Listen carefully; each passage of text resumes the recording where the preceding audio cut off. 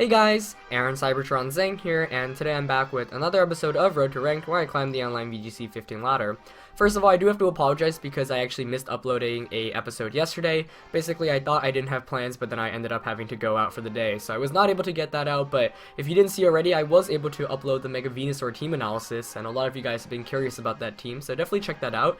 In addition, as I mentioned last week, since I missed a bunch of episodes while I was at St. Louis Regionals, I'm going to be double uploading, basically, I think, for all of the first 5 days of this week. So Monday through Friday, you can expect 2 episodes of Road to Ranked. I know it's a lot of Pokemon content, but I do want to catch up a bit since I missed a couple of episodes last week, and then, of course, the one yesterday. So hope you guys don't mind. But we're just going to jump into the first episode of today, kicking it with the Mega Metagross team.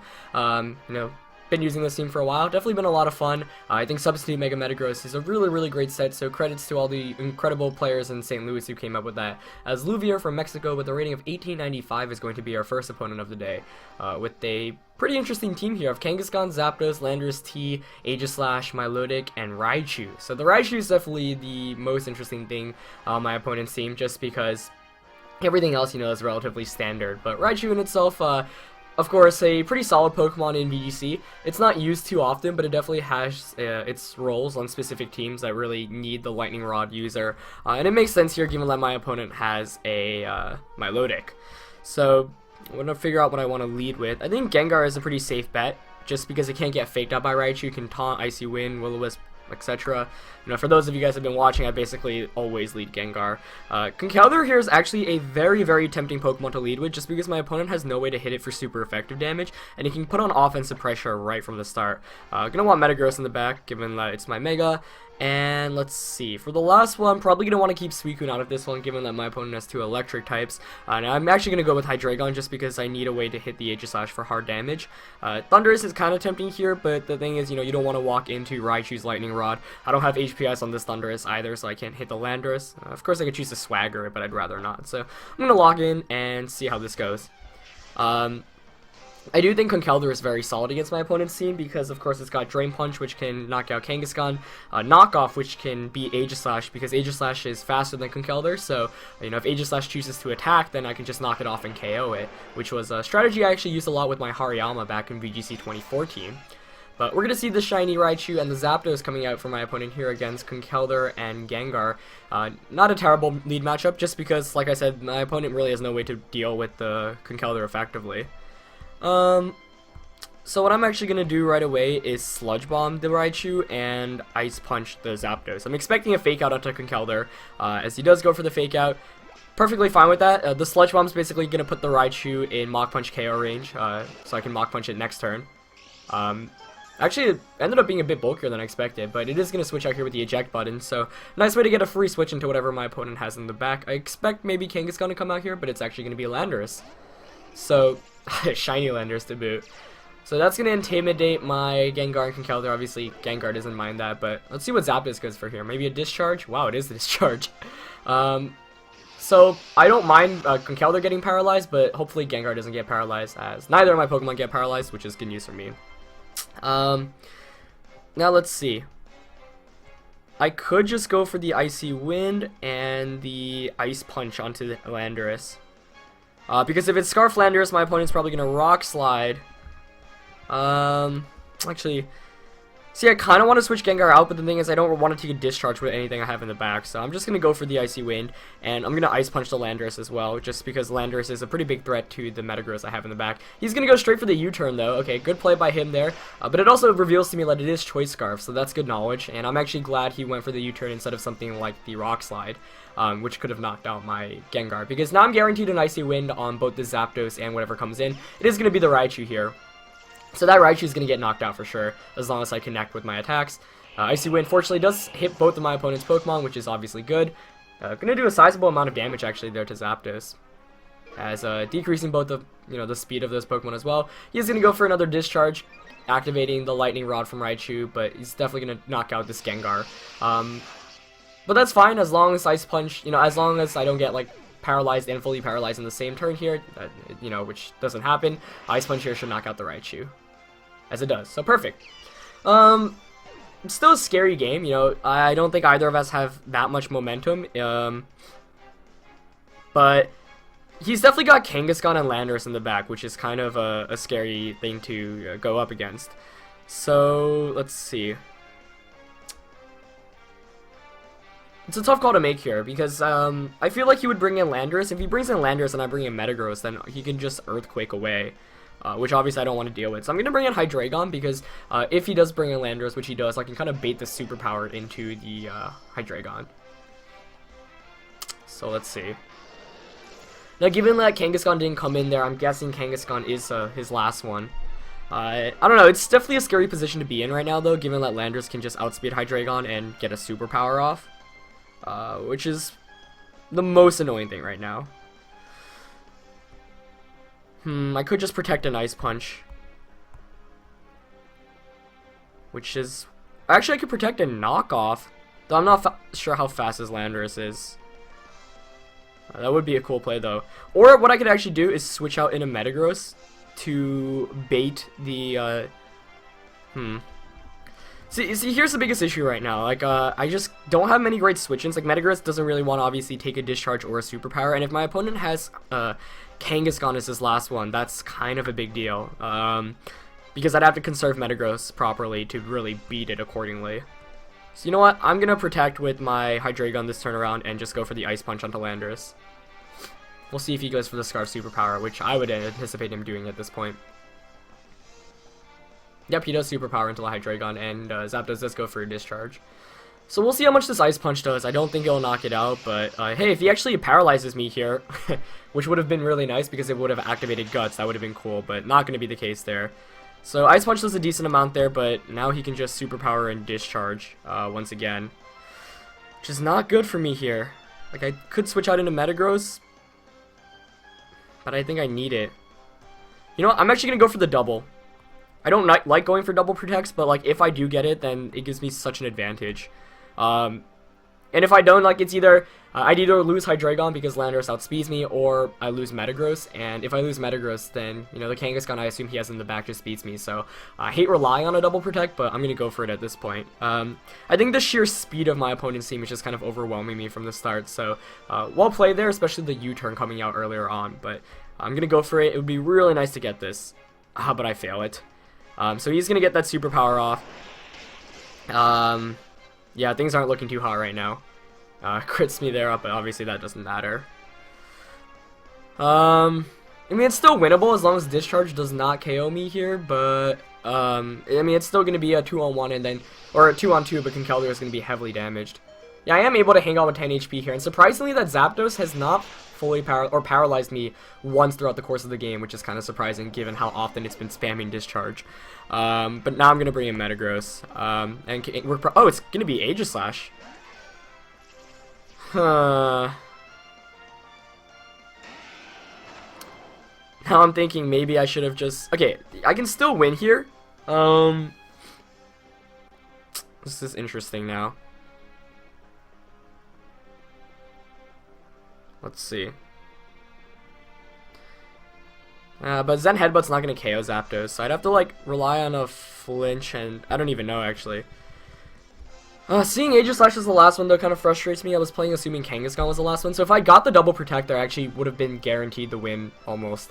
So that's frustrating, but obviously, you know, the chances of double protecting aren't very high to begin with, so I would have been lucky enough to get that far, but, yeah, I don't know. I wasn't willing to switch into Metagross here because it would have probably fainted to the Superpower and Discharge combo. And I really was anticipating Kangaskhan being my opponent's last one. So nicely done by him to bait out the Kangaskhan. Or, you know, bluff the Kangaskhan. Let's see. Yeah, I'm just going to Zen Headbutt Zapdos and knock off the Aegislash. Maybe if I can flinch the Zapdos and put it in Mach Punch K. I don't know. Actually, if I crit the Zapdos here and he decides to target Metagross with like a Shadow Ball, maybe. Oh, but he goes for the King's Shield immediately there with Aegislash. A good play by him there. Basically making it impossible to actually KO the Aegislash. Let's see how much Zen Headbutt does here. Almost knocks it out. Oh, so close. And he's going to get the Discharge off. So yeah, I was basically, if I got a flinch or a crit there, it could have been possible, but now it's basically going to be GG. Yeah, there's really not much I can do. I'm gonna protect to sit. Maybe I can get him to discharge himself, because I actually don't know what item the Zapdos has. Let's see. No, he goes for the Tailwind though. Yeah, it's gonna be game here. I think my opponent just played it really well. You know, there wasn't really any luck throughout the course of the match, but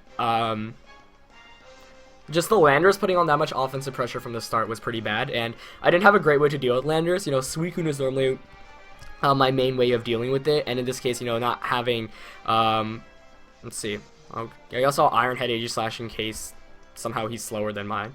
He goes for the Heat Wave. That actually might not KO. But it does. Wow, was that a crit? Not even. Single target Heat Wave from Zapdos, able to knock out my Metagross. So, very nicely played on my opponent's end there.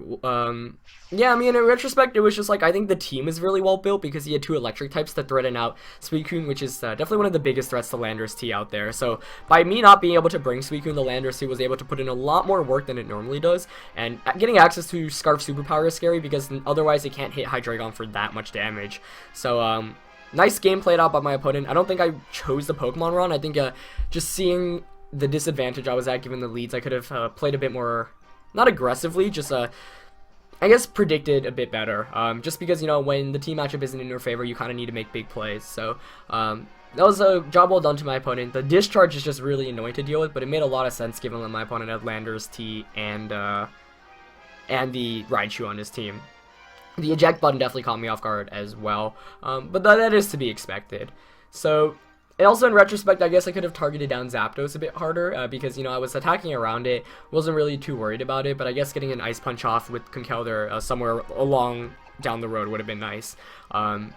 So this team definitely has its weaknesses as well. I keep on mentioning, like, I'm probably going to replace a couple Pokemon here and there as I use it. You know, the main reason I used the Mega Venusaur team for so long was because at that time, you know, I was just competing in tournaments, and now we kind of have a break because the next tournament's not really until, I mean, there are a couple Premier Challenges, but the next big tournament's Spring Regionals, so I'm probably actually going to be trying out a bunch of cool Megas in the future.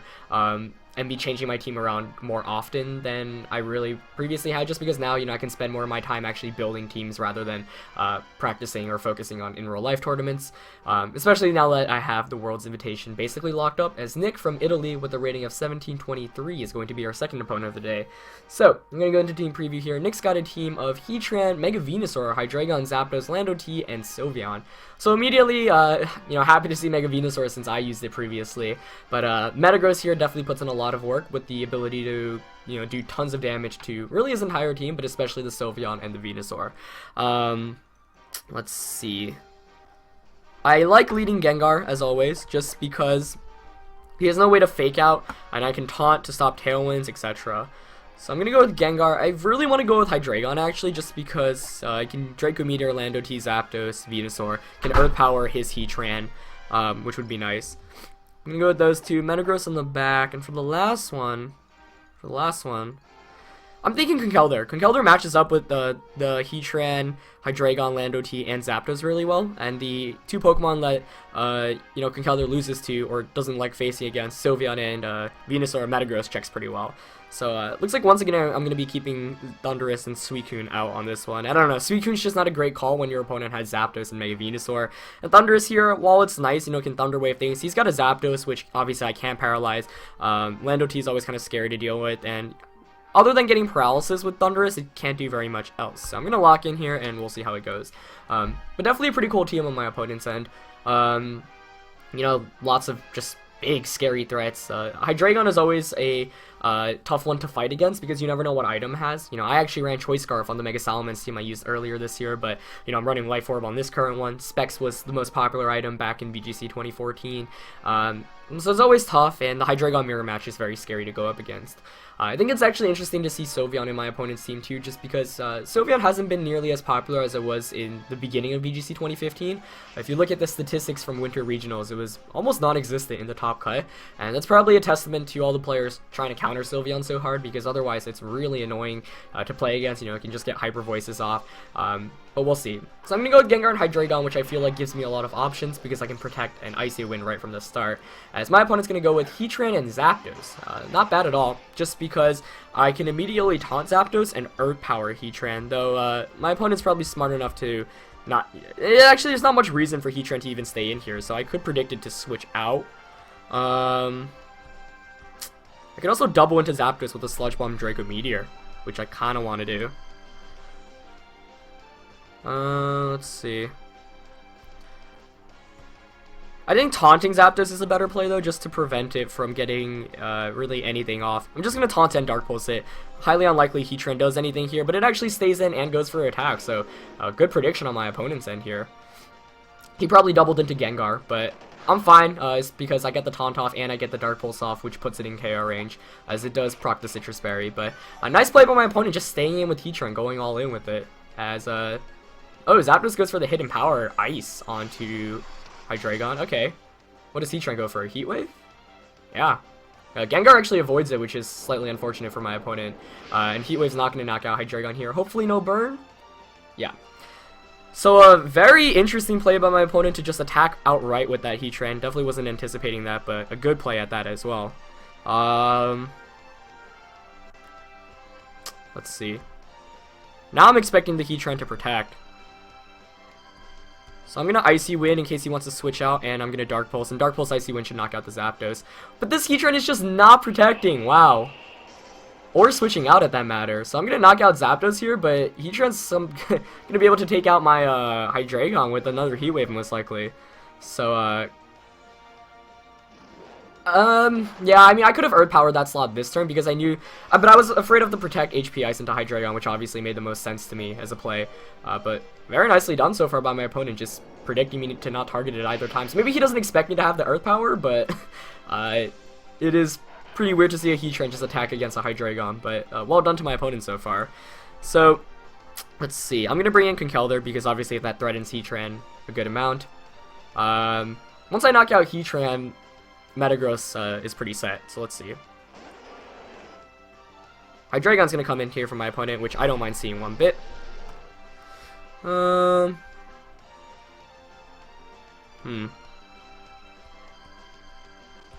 going to Icy Wind here and just go for the Drain Punch onto Heatran. I don't think Draco and Heat Wave should KO Conkeldurr given that I'm Assault Vest. If it does, then I'm going to have to rework some EV spreads here. But let's see. Yeah, look at Conkeldurr taking that like a champ. As I'm going to get the Icy Wind off, which is good. Because it actually, you know, is a sizable amount of damage there to Hydreigon. In retrospect, I actually think Sludge Bomb might have been a better play since it's not like Conkeldurr really needs the speed decreases because it's already slow enough. So he's going to go for a Heat Wave. Gengar and Conkeldurr avoiding it. That is very, very unlucky for my opponent. I wouldn't have minded him hitting it because it would have meant a free switch into a Mega Metagross, but this just made things a lot easier for me to play with. So, yeah, definitely unfortunate for my opponent there. Now let's see. Given that Heatran's not a threat, I'm just going to Sludge Bomb the Hydreigon and I'll Mach Punch the Heatran because Hydreigon's probably going to want to switch out here. Oh, Heatran finally reveals the Protect, so, you know, I was wondering whether he even had it or not since he was just launching Heat Waves here and there. Almost doubled up into Hydreigon there, but I knew it's already at -2 special attack, so I'm not very worried about what it can do. As he goes for a Draco Meteor onto Gengar. The fact he went for Draco and not something like Dark Pulse makes me question what item he has. Didn't look like Specs based off how little damage he did to Conkeldurr, though Conkeldurr is really specially defensive. So yeah, I mean, the Heat Wave double miss was unfortunate. Like, Conkeldurr didn't, it missing Conkeldurr didn't really matter, but he would have obviously been able to knock out the Gengar, but then all I had to do was Mega Evolve, Protect Metagross, and yeah, I mean, I don't think it was kind of a big deal. It wasn't a very big deal, but now I can just Mega Evolve, Iron Head, Hydreigon, and Mach Punch the Heatran. And Metagross basically beats anything that threatens this Conkeldurr. So we're probably going to see Mega Venusaur switch in here, but it's actually going to be Landorus. Not what I was anticipating, but I don't mind that. Though if it's Scarf Landorus, it does make things a bit more interesting. Just because, you know, obviously my opponent can just spam Earthquake. So I'm going to Mega Evolve here with Metagross, and I am going to get a free Iron Head off, and because, of course, of the Clear Body, I was not affected by the Intimidate. But Mach Punch here is going to knock out the Heatran, which is obviously good. And this Landorus is going to take an Iron Head, but the game is still definitely not over. As let's see how much it does to Landorus. Probably around 60 to 70%. Yep, around 60. So obviously Hydreigon's going to come back in here. And let's see. I think my best play here is actually to Protect. And let's see. So the question is, I don't know who is if either of his Pokemon are scarfed. I would guess Landorus is scarfed. So no, I'm just gonna protect and Ice Punch the Lando. Because Conkeldurr should be able to survive this turn regardless of an Earthquake, Draco Meteor. Oh, but he goes for the Dark Pulse, indicating to me that the Hydreigon was scarfed, which made sense because I figured it was choice given that it went for the Draco onto the Gengar. So he's going to get an Earthquake off, but Conkeldurr's going to be able to eat that, and I'm going to get a nice punch to knock out the Landorus, and all I have to do is Mach Punch the Hydreigon the following turn. So, going to be able to end up winning this game. Obviously, my opponent got somewhat unlucky after missing 3 Heat Waves, actually, so, you know, RNG was definitely on my side here, and I feel like he was playing better than me, given the first couple of turns he just left a Heatran out against a Hydreigon, which, you know, for me was kind of frustrating, because I felt like had I just Earth Powered, I could have capitalized so much earlier on. So what I could have done, for example, was Earth Power Heatran turn 1 and taunt the Zapdos, and if Heatran, you know, didn't protect, then I would just knock it out. If it switched out, you know, Zapdos would be taunted, and if it did protect, I could just Earth Power the following turn. So in retrospect, I could have played a bit better. You know, I was fishing for the protect, and my opponent never actually went for it when I had Hydreigon out. So 2 interesting games today. First game, yeah, really my opponent just had a better team kind of matchup, and he played better than me for sure as well. Good management there. And the second one, also an interesting game, but Conkeldurr really the MVP of that one, being able to take attacks and just dish out massive amounts of damage to everything. So shorter episode for you guys today, but of course I will be uploading another one right after this one, so keep your eyes open for that, because there should be another episode of Road to Rank today. But yeah, I hope you guys enjoyed this one, and I'll see you later today. Alright, peace.